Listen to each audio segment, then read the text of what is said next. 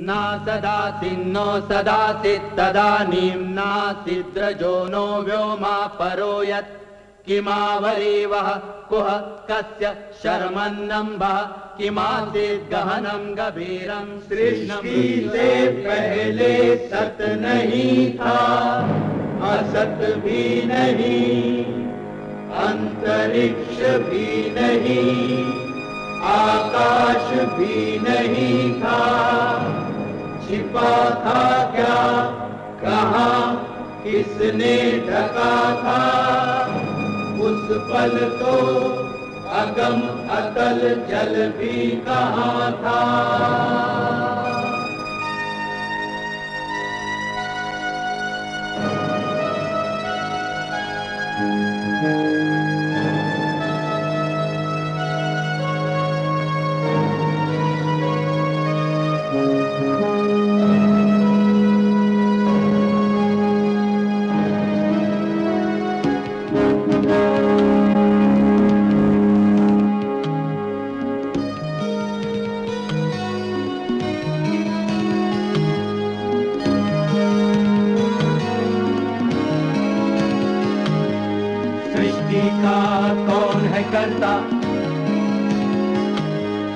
करता है वा अकर्ता, ऊंचे आकाश में रहता, सदा अध्यक्ष बना रहता, वही सचमुच में जानता या नहीं भी जानता है, किसी को नहीं पता, नहीं पता, नहीं है पता, नहीं है पता।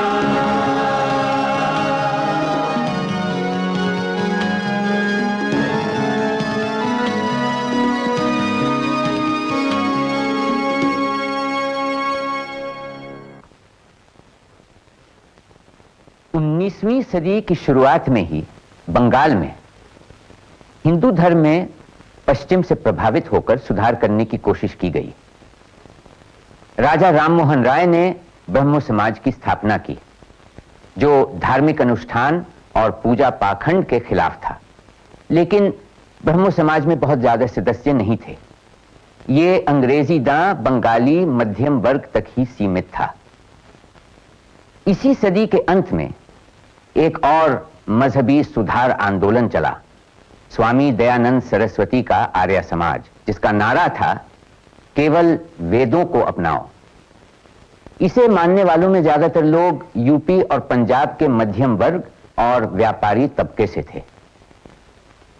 स्वामी दयानंद के दौर में ही रामकृष्ण परमहंस भी हुए, जो फिरका परस्ती के सख्त खिलाफ थे। वो मानते थे कि सब रास्ते हकीकत की एक ही मंजिल तक जाते हैं। उनके प्रमुख शिष्य थे स्वामी विवेकानंद। हालांकि वो माजी से जुड़े थे और हिंदुस्तान के विरसे पर उन्हें गर्व था, विवेकानंद रोशन ख्याल थे। उनकी शख्सियत हिंदुस्तान की माजी और हाल की दरमियानी कड़ी थी।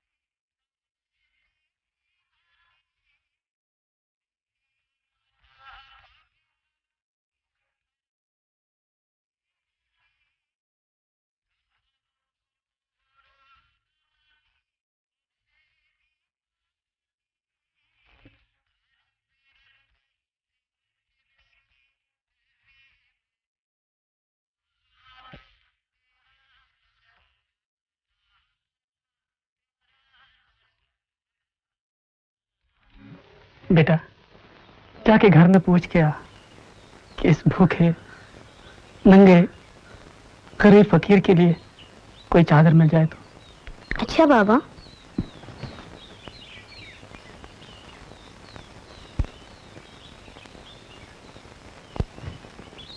ये लो बाबा।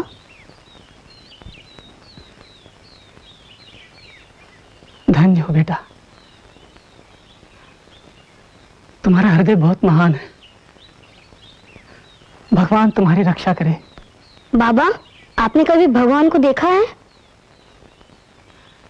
ऐसे हमारे भाग्य कहाँ बेटा, उन्हीं के दर्शन के लिए तो दर दर भटकते हैं। पर हाँ, तुम्हारे आंखों में मुझे ईश्वर की झलक दिखती है। तुम्हें अवश्य एक दिन उनके दर्शन होंगे।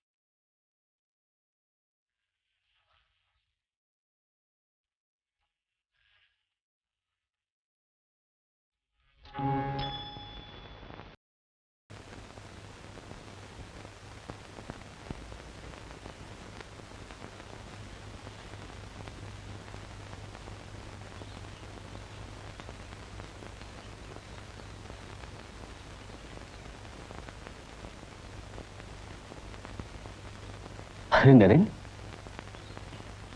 बहुत चुप चुप परेशान लगते हो, क्या बात है? कुछ नहीं।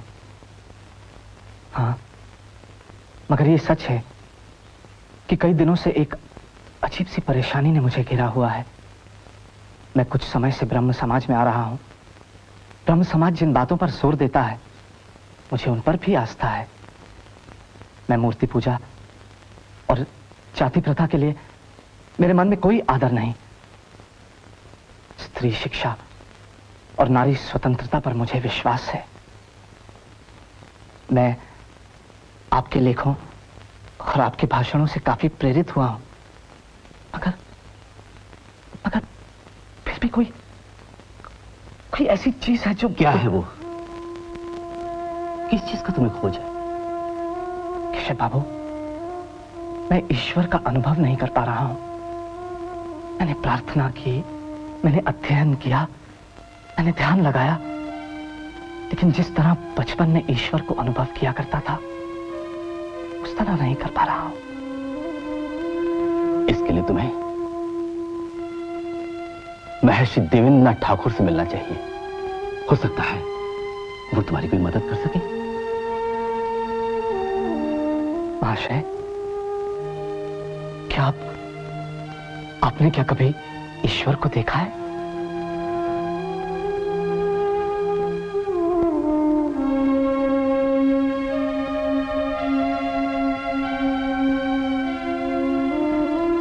So familiarly do I perceive her manner and her look and presence, And so deeply do I feel her goodness that, not seldom in my walks, a momentary trance comes over me, and to myself I seem to muse on one by sorrow laid asleep.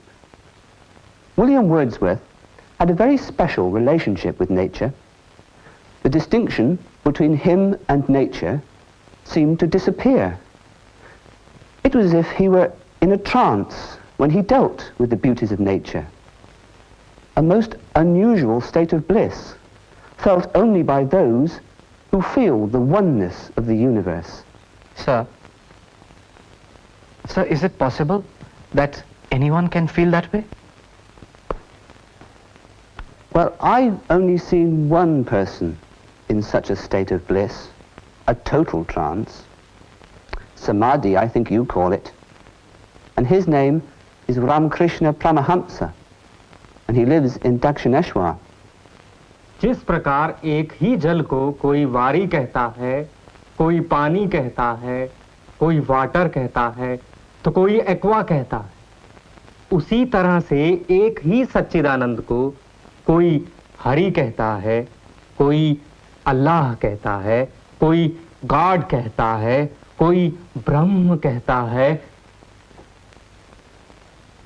प्रभु, मैं अपने मित्र नरेन को आपसे मिलाने लाया हूं।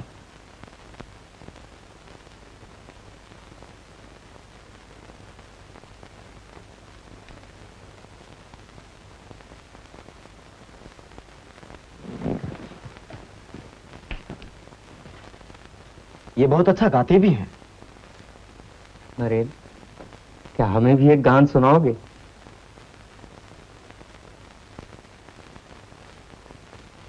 घर चलो मन, घर चलो मन, घर चलो मन, आज ही अपने। घर चलो मन, घर चलो मन, आज ही अपने। छोड़ करके मनोहारी कांच के सपने। घर चलो मन, घर चलो मन, आज ही अपने। ये जग बिल्कुल पराया, पराई चादर। ये जग बिल्कुल पराया, पराई चादर। शान झूठी, मान झूठा, खेल है पल भर। थके हो तुम, लगे हो ताप से सपने। घर चलो मन, घर चलो मन, आज ही अपने। जी नहीं लगता, घर की याद तड़पाती है। वहाँ पर माँ अकेली बहुत अकुलाती। जी नहीं लगता, घर की याद तड़पाती है। वहाँ पर माँ अकेली बहुत अकुलाती। द्वार का वो दीप जलता लगा है दिखने। घर चलो मन, घर चलो मन, आज ही अपने। घर चलो मन, घर चलो मन, आज ही अपने। छोड़ करके मनोहारी कांच के सपने। घर चलो मन, घर चलो मन।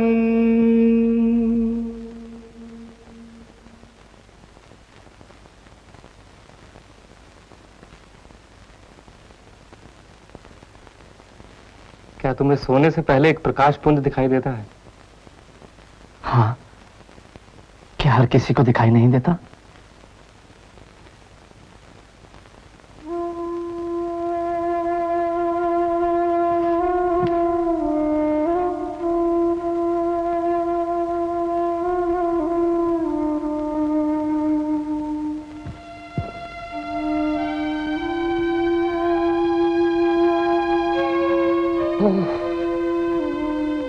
तूने आने में बहुत देर की। कितना निर्दयी है तू, मुझसे इतनी लंबी प्रतीक्षा करवाई। संसारी लोगों की ओछी बातें सुनते सुनते मेरे तो कान पक गए थे। ओह, कब से तरस रहा था कि मुझे कोई तो ऐसा मिले जिससे मैं अपनी मन की बात कह सकूं, जिसके सामने मैं अपने मन का बोझ हल्का कर सकूं। प्रभु, मुझे मालूम है आप प्राचीन ऋषि नर हो, नारायण के अवतार। मनुष्य के दुख हरने के लिए ही तो आपने इस धरती पर जन्म लिया है। मुझे वचन दे, तू दोबारा दर्शन देगा जल्दी ही। सुनिए, क्या क्या आपने भगवान को देखा है? हाँ, मैंने ईश्वर को देखा है, जैसे मैं तुम्हें देख रहा हूं, साक्षात।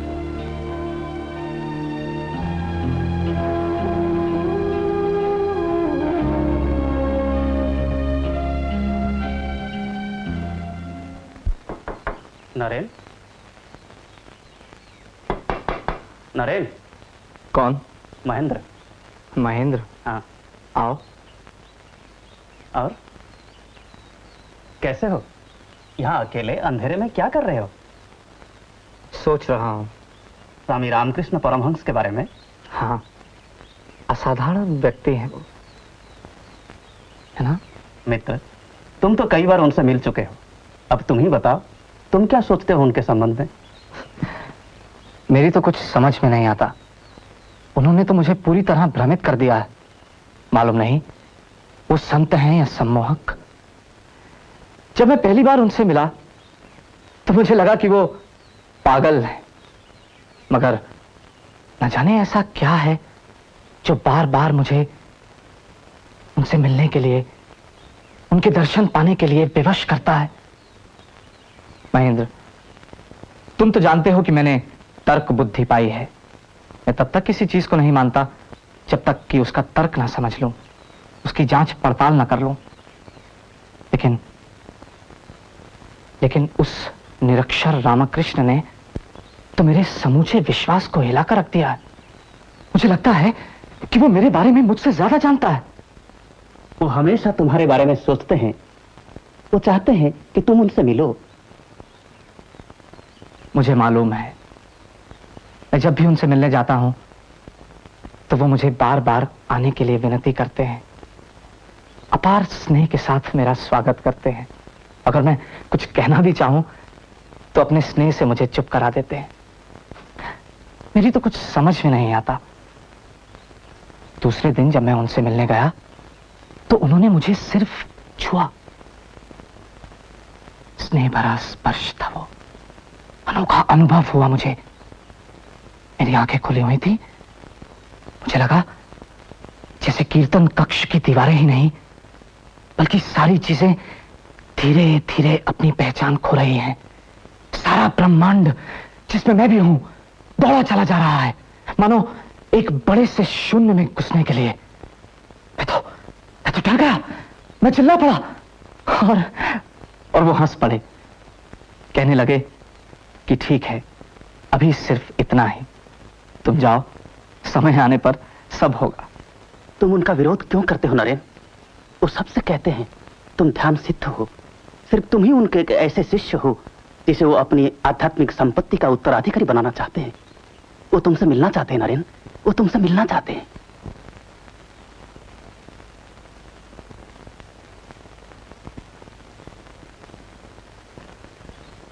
मैं उनके पास जाऊंगा। मैं सदा से सत्य की खोज में भटकता आ रहा हूं। मुझे कुछ प्रश्नों के उत्तर चाहिए। अब मुझे लगता है कि दक्षिणेश्वर के उस व्यक्ति के पास ही कुंजी है।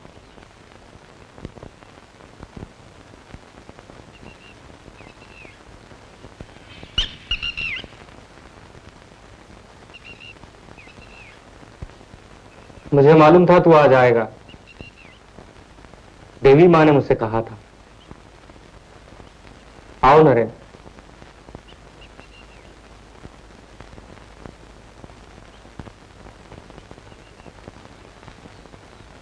देवी माँ ने आपसे कहा कि मैं आ जाऊंगा, लेकिन आपने कैसे जाना कि कहने वाली वही थी? क्या ये आपका भ्रम नहीं हो सकता? मैं पहले भी आपसे कह चुका हूं कि कि ये आपकी कल्पनाएं हैं, सिर्फ कल्पनाएं, जो तरह तरह की जादुई आकृतियां गढ़ रही हैं। ओ नरेन, तू इस तरह से क्यों मेरा विरोध करता है? मुझे मालूम है तू एक दिन अवश्य उस ज्योति का दर्शन करेगा और तेरे जीवन को एक नया अर्थ मिलेगा, पर उससे पहले तुझे मां की सत्ता को स्वीकारना होगा। परम ज्ञान ब्रह्म आनंद के सामने तुझे अपने आप को समर्पित करना होगा। तो फिर आप मुझे 3-4 दिन तक लगातार समाधि में लीन क्यों नहीं होने देते? अगर आप ऐसा कर सकते हैं तो मुझे उसका अनुभव क्यों नहीं करने देते? तुझे शर्म आनी चाहिए। तू एक तुच्छ और निरर्थक चीज की चाह कर रहा है। मैंने तो सोचा था तू एक बड़े बट वृक्ष की तरह से है, जिसके नीचे हजारों लोग आश्रय पाएंगे, मगर तू तो अपने ही मोक्ष से मतलब रखता है।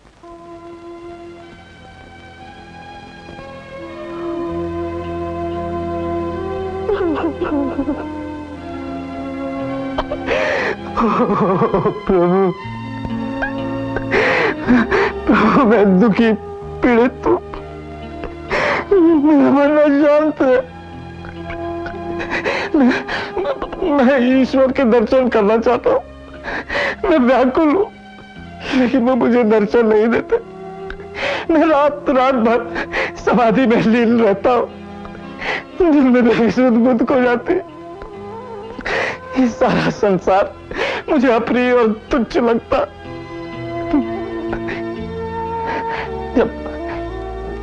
जब मैं आपके पास होता हूं तो मुझे शांति मिलती।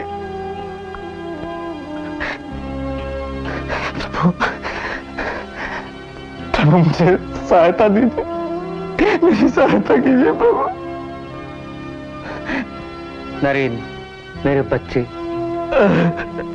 तू जिस दशा से गुजर रहा है मैंने पूरे 12 बरस तक उसका अनुभव किया है। 12 बरस तक एक तेज आंधी मेरे सिर में चलती रही है।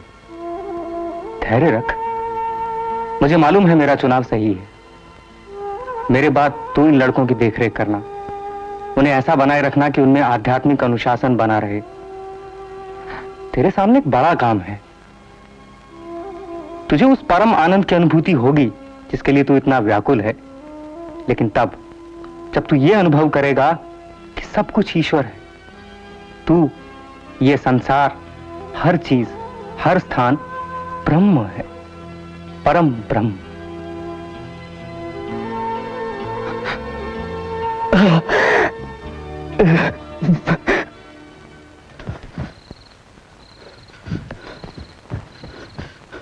प्रभु, प्रभु, जल्दी चले, कुछ गड़बड़ है।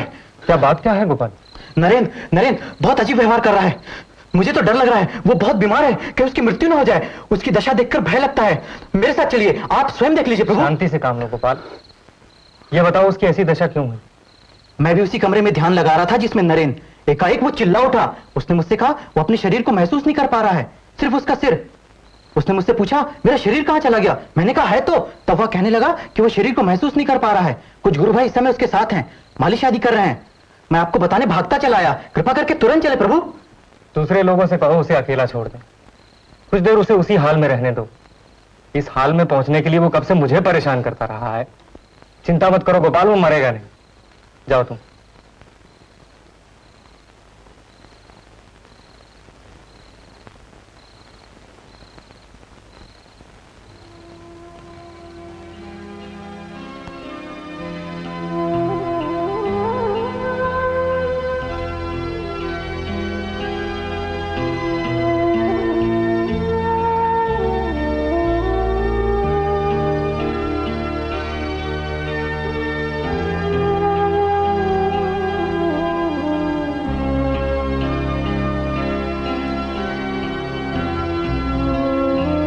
आखिर नरेन ने निर्विकल्प समाधि की अवस्था पा ली।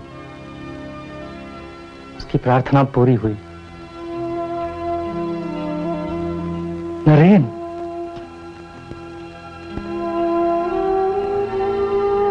तो आज मां ने तुझे सब कुछ दिखा दिया।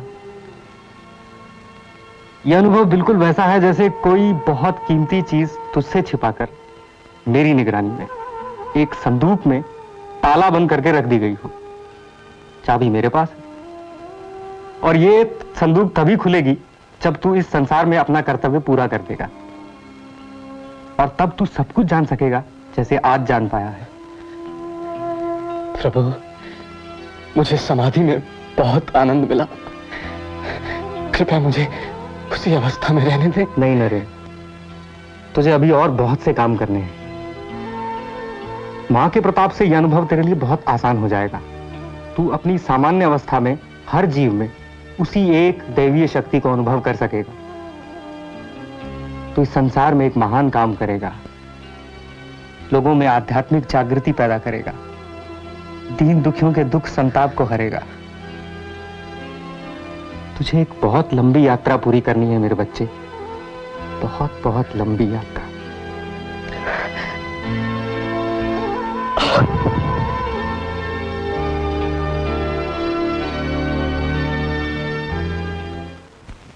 गुरुदेव के अद्भुत वचनों से आज मुझे अनोखा प्रकाश मिला है।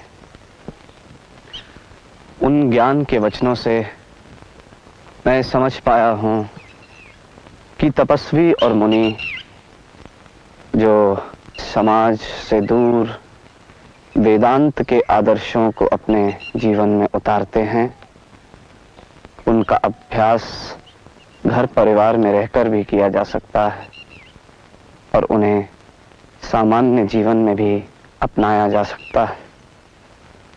मनुष्य जो भी व्यवसाय करता हो, उसे बस यही समझना और अनुभव करना है कि ईश्वर ने अपने आप को ही इस संसार और अनेक जीवों के रूप में प्रकट किया है। वो सब में है, सब में समाया है और फिर भी सबसे अलग है। मनुष्य को ईश्वर का ये रूप मानकर उसे सेवा के रूप में अपनाना है, तभी वो अपने मन को शुद्ध कर सकता है। चाहे जो हो, अगर ईश्वर की इच्छा हुई तो बहुत जल्द ही मैं इस महान सत्य की घोषणा सारे संसार के सामने करूंगा। मैं इसे विद्वान मूर्ख, अमीर गरीब, ब्राह्मण चंडाल सबकी समान संपत्ति बना दूंगा।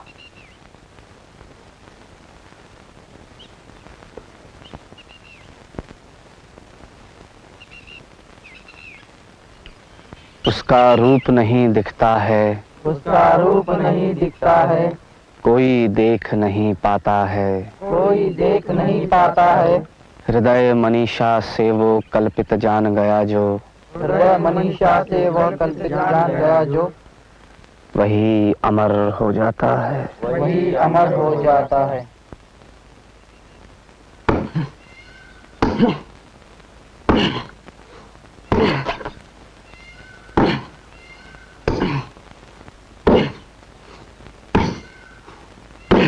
नरेन, अरे बहुत लकड़ी चीर ली है, अब बस करो।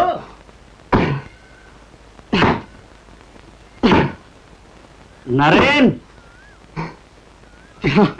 मैंने कहा बहुत लकड़ी हो गई है, अब बस करो। पसीना पसीना हो गए हो, आराम करो। कितना अच्छा लग रहा है। शारीरिक परिश्रम से मुझे बहुत आनंद मिलता है। महेंद्र, मेरे विचार से गीता की तुलना में फुटबॉल के जरिए इंसान स्वर्ग के ज्यादा करीब पहुंच सकता है। शक्ति ही जीवन है और निर्बलता मृत्यु। हमारे बाकी शिष्य क्या कर रहे हैं? अरे सुबह से शशि द्वार द्वार भटक रहा है मुट्ठी भर चावल के लिए। शशि तो जैसे इस मठ में माँ की तरह है, जब तक सबको खाना ना खिला ले उसे चैन नहीं। चलो, आज कम से कम चावल और नमक तो खाने को मिलेगा। 2 दिन से खाने का प्रबंध नहीं हुआ है। लेकिन किसी को कोई शिकायत नहीं। देखो, हमने निर्धन रहने की और ब्रह्मचर्य का पालन करने की सौगंध जो उठाई है, हम सब प्रभु के ध्यान में रमे रहते हैं और वो हमें हर दिन जीवित रखता है। गुरु जी के आशीष के सहारे हम बढ़े जा रहे हैं नरेन, और तुम्हारी प्रेरणा भी तो साथ है। पढ़ना, शिक्षा, ध्यान, पढ़ने के लिए प्रेरित कर तुमने हमें सब कुछ भुलाकर ईश्वर की खोज में लगा दिया है नरेन। और तुमने जब से मठ की स्थापना की है तब से लोग हमको पागल समझ रहे हैं चिढ़ाते रहते हैं, तरह तरह के नाम से पुकारते हैं। लेकिन फिर भी हमें सन्यास में ही आनंद मिलता है। हम लोग प्रभु का गुण गाते हैं और समाधि में रमे रहते हैं। लेकिन महेंद्र, कभी कभी मुझे लगता है कि ये मठ एक विलास की स्थान बन गया है। कभी कभी मेरा मन बहुत व्याकुल हो उठता है। मगर नरेन, यहां लोगों से दूर अपने ढंग से ईश्वर की उपासना करते हुए परम वैराग को अपनाए शांति से जीवन बिता रहे हो नरेन। लोगों से दूर रहकर, पर मेरी आत्मा मुझे पुकार पुकार कर कह रही है कि मुझे लोगों के बीच में रहना चाहिए, उनसे भेंट करनी चाहिए, उनसे बातचीत करनी चाहिए, उनके सुख दुख को समझना चाहिए। ये स्थान अब मेरे लिए बहुत आनंददायक हो चुका है। मुझे फिर से दुनिया में लौटना चाहिए। नहीं, तुम हम सबको छोड़कर नहीं जा सकते। तुम्हारे बिना तुम सब, हमारे सभी गुरु भाई शांति का जीवन जी रहे हैं। हर कोई अपने ढंग से ईश्वर की खोज कर रहा है। याद करो, वो कहा करते थे कि ईश्वर को पाने के पथ कई हैं, उसको अनुभव करने के पथ कई हैं। हर किसी को अपनी सोची हुई राह पर चलकर उन तक पहुंचना है। चेतन अचेतन में मैं हमेशा ये जानता था तुम्हें जरूर एक ना एक दिन ऐसा करना होगा। गुरुजी हमेशा कहते थे, कुछ भक्त मेरे ऐसे हैं, कुछ भक्त मेरा उस कमल की तरह हैं जिसे 10 पंखुड़ियां हैं। कुछ भक्त मेरे उस कमल की तरह है जिसमें 100 पंखुड़ियां हैं। मगर नरेंद्र मेरा 1000 पंखुड़ियों वाला कमल जैसा है।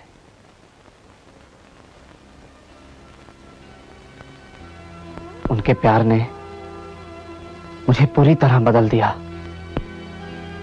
मैं उसका मूल्य चुकाऊंगा। बहुत कुछ करना है, मुझे चलना चाहिए। और मैं तब तक नहीं लौटूंगा जब तक इस समाज पर बम की तरह न फट पड़ूं। मुझे लगता है कि खोने के लिए अब और समय नहीं है। मुझे आगे चलना है।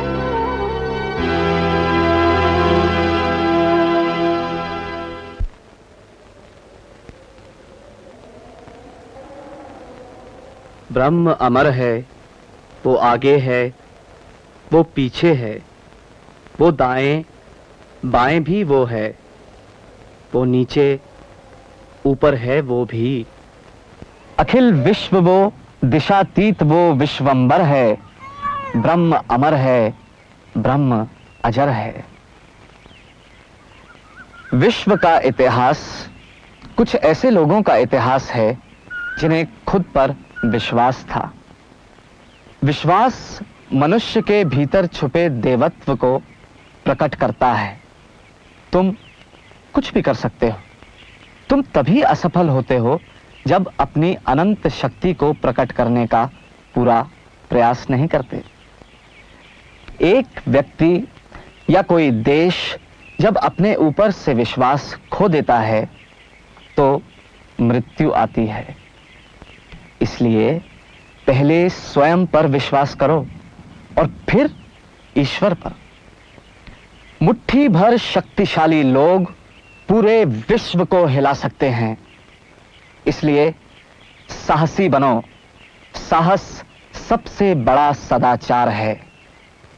हमेशा पूरा सत्य बोलो, बिना किसी भेदभाव के, बिना डरे, बिना घुमाए फिराए और बिना कोई समझौता किए। अब रात हो चली है, आप लोग अपने घरों को जाएं। मैं कल फिर आऊंगा यहीं।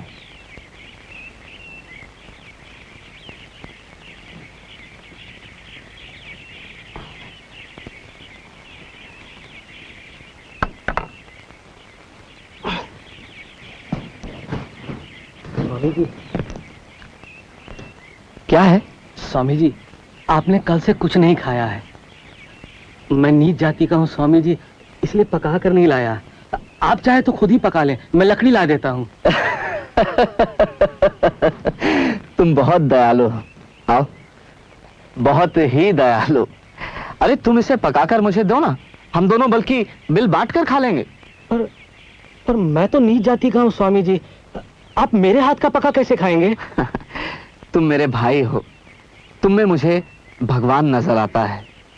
देखो, अगर तुम मुझे पकाकर खिलाओगे ना तो मुझे लगेगा कि तुमने मेरा सम्मान किया है।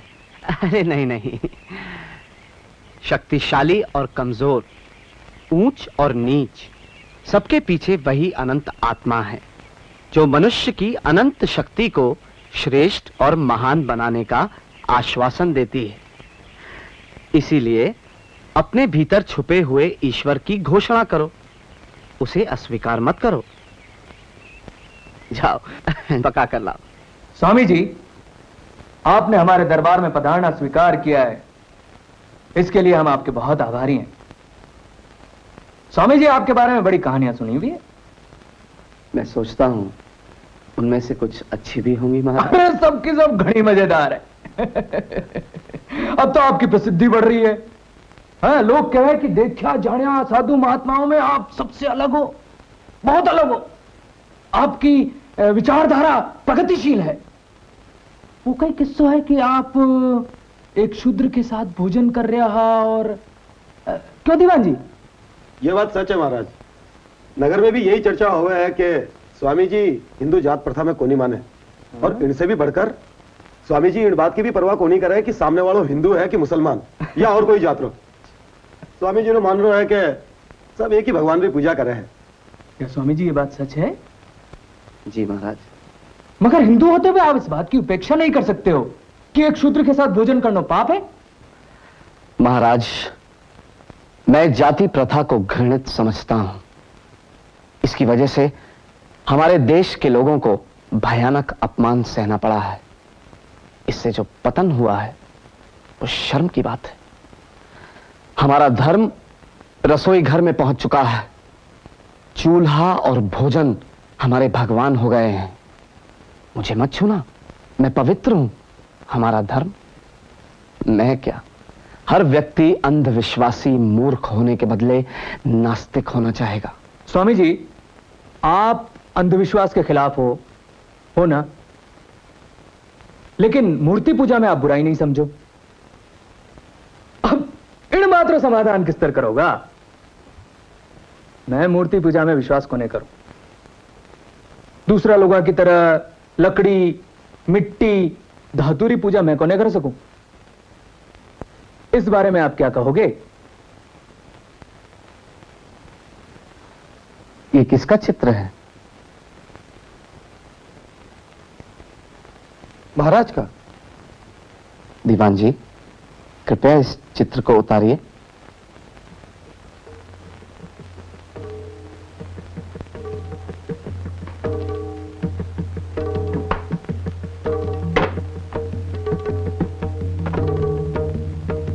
दीवान जी, इस पर थूकिए। मैं कह रहा हूं, थूकिए, थूकिए इस चित्र पर। स्वामी जी, ये आपने कहीं करवारा वास्ते कह रहा हो। ये महाराज रो चित्र है, मैं ये किस तरह कर सकूं? लेकिन ये तो सिर्फ कागज का एक टुकड़ा है। ना तो इसमें महाराज की हड्डियां हैं, ना मांस, ना रक्त। ना तो ये महाराज की तरह बोलता है और ना ही उनकी तरह व्यवहार करता है। फिर भी आप इस पर थूकने से इनकार कर रहे हैं, क्योंकि इस चित्र में आप अपने महाराज के रूप की छाया देख रहे हैं।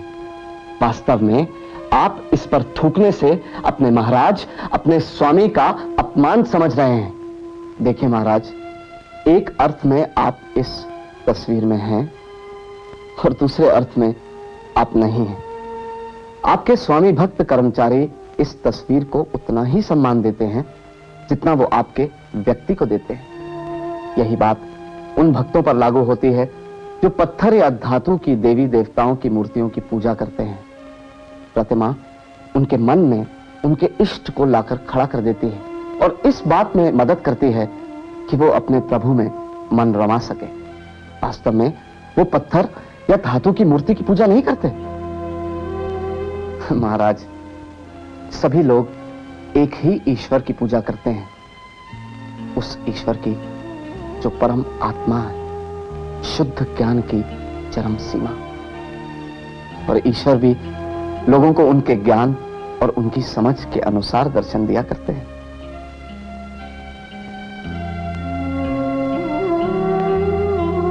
स्वामी जी, आपने मेरी आंखें खोल दी।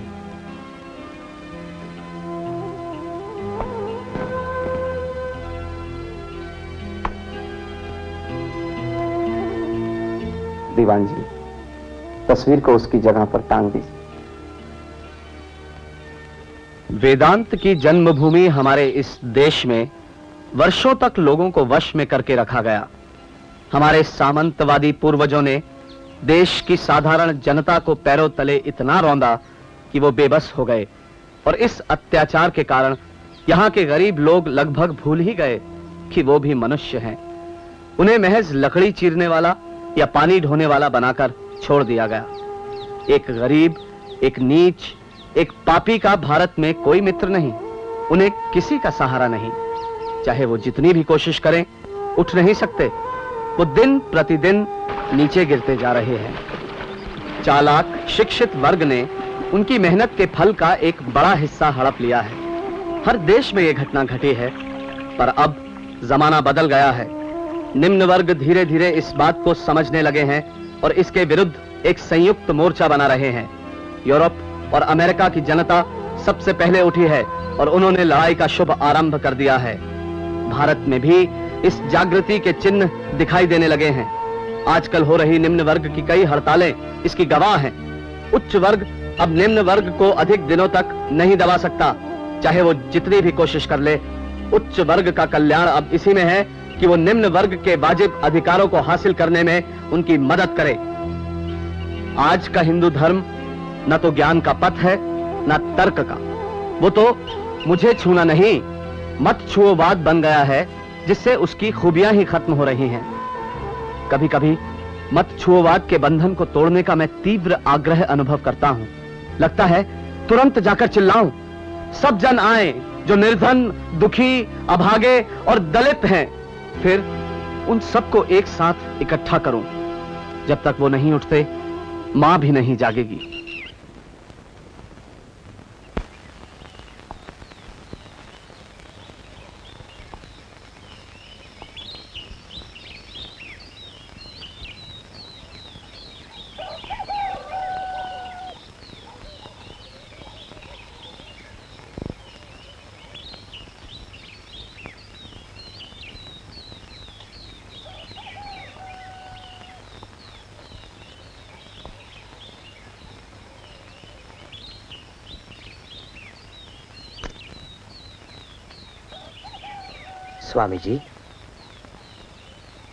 स्वामी जी, आप कहां से आए हैं?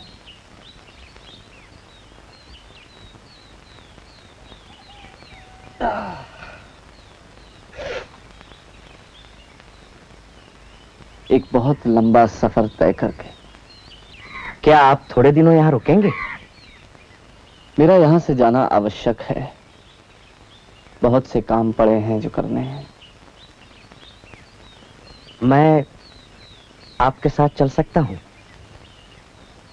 हाँ, मगर कौन हो तुम?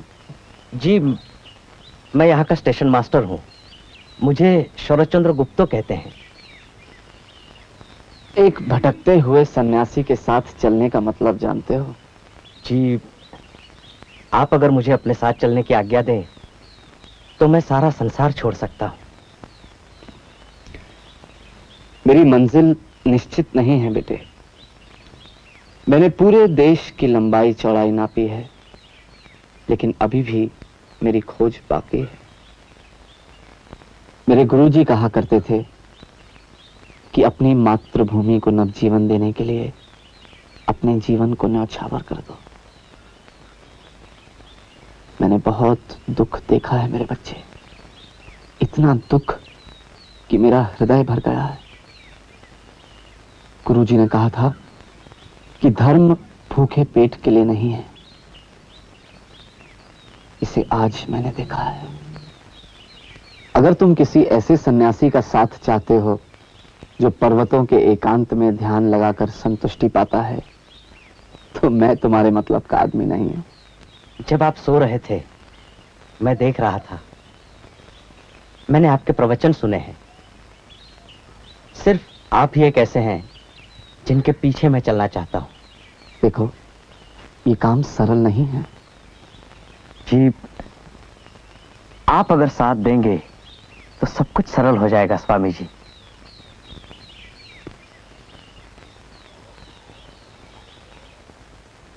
स्वामी,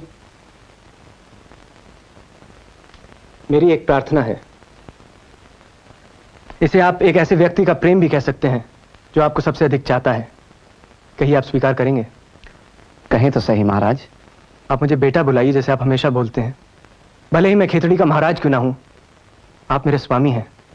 आपके लिए हमेशा मैं आपके पुत्र जैसे रहूंगा। अच्छा बेटे, कहो। आज से आप स्वामी विवेकानंद के नाम से पुकारे जाएंगे, क्योंकि आप आनंद और ज्ञान के वाहक हैं। स्वामी, यही नाम आपके अनुकूल है। कहीं आप स्वीकार करते हैं? किया भाई, किया। मुझे मालूम था आप स्वीकार करेंगे। आप अपने स्नेहीजनों की प्रार्थना कभी इनकार नहीं करते। एक बात और है, मैंने सुना है अमेरिका में शिकागो नामक एक शहर है, वहां विश्व के प्रमुख धार्मिक नेताओं का एक बहुत बड़ा सम्मेलन हो रहा है। यह धर्म की एक बहुत बड़ी महासभा होगी। स्वामी, आप अक्सर कहा करते हैं कि आज इस बात की जरूरत है कि दुनिया भारत को अध्यात्म की भूमि के रूप में स्वीकार करे। आपको वहां जाकर भारत का प्रतिनिधित्व करना चाहिए। मैं अमेरिका में धर्म महासभा? किंतु की कोई बात नहीं, मैं हर चीज का प्रबंध कर दूंगा। सिर्फ आप ही हैं जो दुनिया को समझा सकते हैं कि सच्चा धर्म क्या है और हमारी प्राचीन धरती को क्या प्रदान करना है। आपने मुझे बड़ी अच्छी तरह से समझाया, अब आप सारे विश्व को समझाइए। हम ये बहुत बढ़िया अवसर है, सारी दुनिया को अपने विचारों का उपहार दें। इनकार न करें स्वामी। लेकिन मुझे नहीं पता कि मैं इस कार्य के योग्य हूं भी या... आप योग्य नहीं हैं, स्वामी विवेकानंद योग्य नहीं है। आप, सिर्फ आप ही ये काम कर सकते हैं। मैं ये अच्छे से जानता हूं और शीघ्र ही सारा संसार जान जाएगा। अच्छा, अगर आपकी आज्ञा हो तो आज मैंने आपके मनोरंजन के लिए कुछ प्रबंध किया है।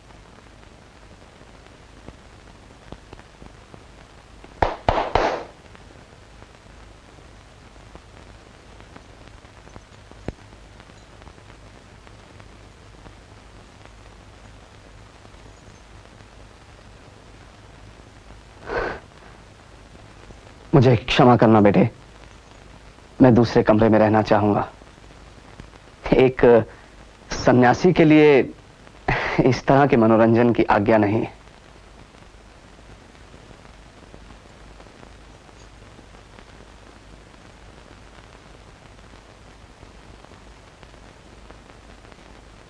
हमारे प्रभु अवगुण चित्त न धरो, हमारे प्रभु अवगुण चित्त न धरो। समदर्शी है नाम तुम्हारो, समदर्शी है नाम तुम्हारो, सोई पार करो। हमारे प्रभु अवगुण चित्त न धरो, हमारे प्रभु अवगुण चित्त न धरो। एक नदिया एक नार कहावत, एक नदिया एक नार कहावत, मैं लो नीर भरो। ओ जब मिल गए तब एक बरन भर गंगा नाम परो। हमारे प्रभु अवगुण चित्त न धरो, हमारे प्रभु अवगुण चित्त न धरो। ओ तन माया जो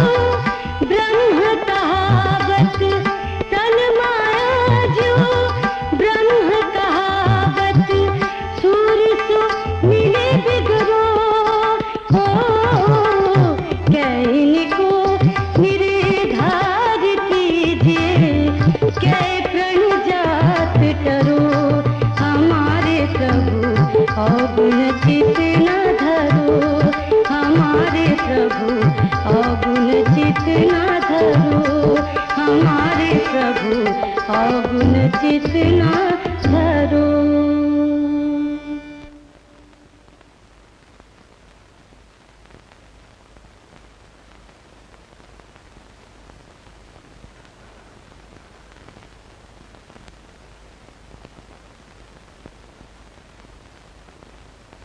हे मां, मैंने अपराध किया है। मैं यहां से जाने के लिए उठ खड़ा हुआ था। मैंने आपका अपमान किया, लेकिन आपके गीत ने मेरी चेतना को जगा दिया। भगवान के सामने पवित्र अपवित्र मनुष्य जैसी कोई बात नहीं होती। किसी की निंदा नहीं करता। मुझे क्षमा करें। स्वामी,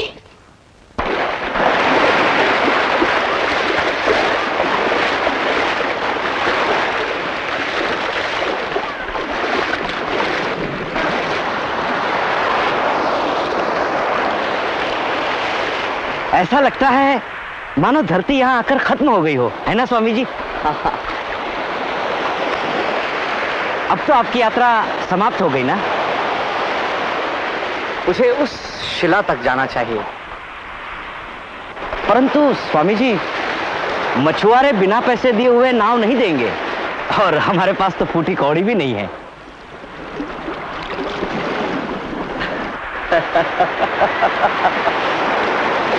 स्वामी जी, ये आप क्या कर रहे हैं स्वामी जी?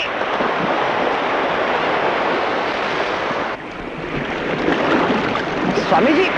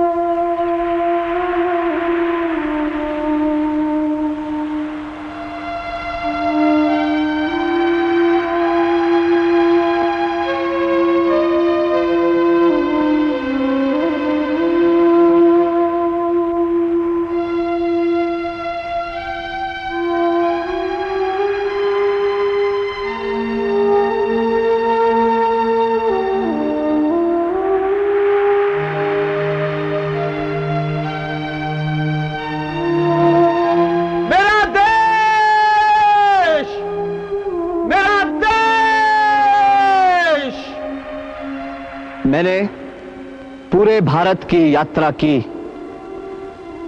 किंतु मेरे भाइयों, मुझे बहुत ही दुखद अनुभव हुआ।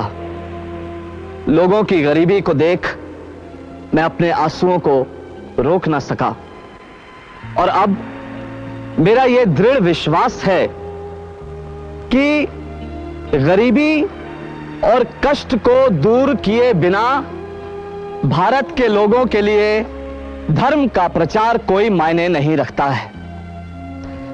मैं भारत के दीन दुखियों के लिए वहां से समाधान लाने की कोशिश कर रहा हूं।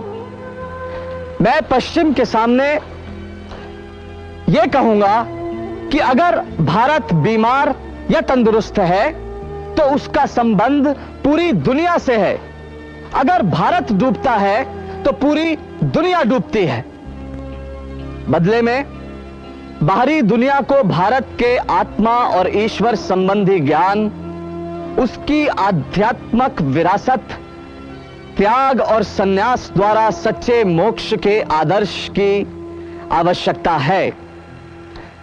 मैं अमेरिका को भारत का प्राचीन ज्ञान दूंगा और अपनी मातृभूमि के लिए वहां से विज्ञान और टेक्नोलॉजी का ज्ञान वापस लाऊंगा।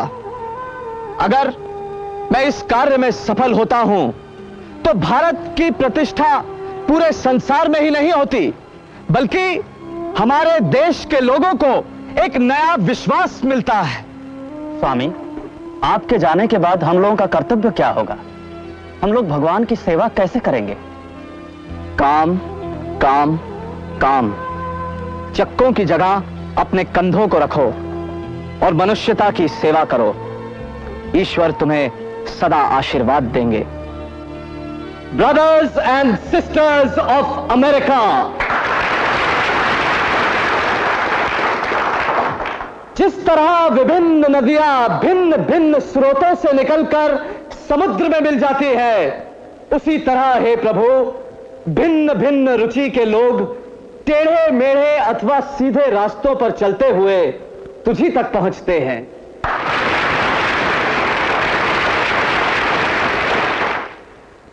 एक सार्वभौमिक धर्म अवश्य होना चाहिए जो सांसारिक, सांप्रदायिक और भौगोलिक बंधनों से मुक्त हो, जो अपनी अनंत भुजाओं में सारे विश्व को समेट ले और हर मनुष्य को उसमें जगह मिले। आप लोग ऐसा धर्म सामने रखिए, तमाम राष्ट्र आपके पीछे चल पड़ेंगे, चाहे वो जो हों, हिंदुओं के ब्रह्म, मुसलमानों के अल्लाह, बौद्धों के बुद्ध, ज़रदुश्तीनों के अहूरा माज़दा, यहूदियों के जेहोवा और स्वर्ग में स्थित ईसाइयों के पिता। वो आपको शक्ति दें ताकि आप अपने विचारों का, उच्च विचारों का पालन कर सकें।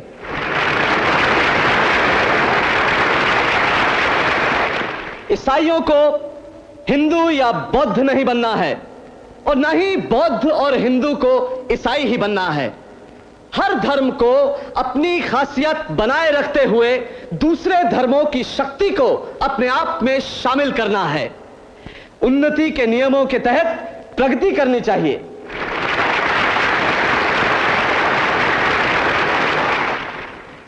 अगर इस धर्म महासभा ने दुनिया को कोई संदेश दिया है तो वो ये है, दुनिया में यह साबित हो चुका है कि साधुता, पवित्रता और दया भाव किसी संप्रदाय विशेष की संपत्ति नहीं है। हर धर्म ने उच्च चरित्र के स्त्री और पुरुष को जन्म दिया है, लेकिन अगर फिर भी कोई एक व्यक्ति यह सोचता है कि मेरा धर्म तो जीवित रहे और बाकी तमाम धर्म समाप्त हो जाए, तो मुझे उस पर दया आती है और मैं उससे कहता हूं कि तमाम रुकावटों के बावजूद धर्म की ध्वजा पर, हर धर्म की ध्वजा पर लिखा होगा कि मेल करो, फूट नहीं।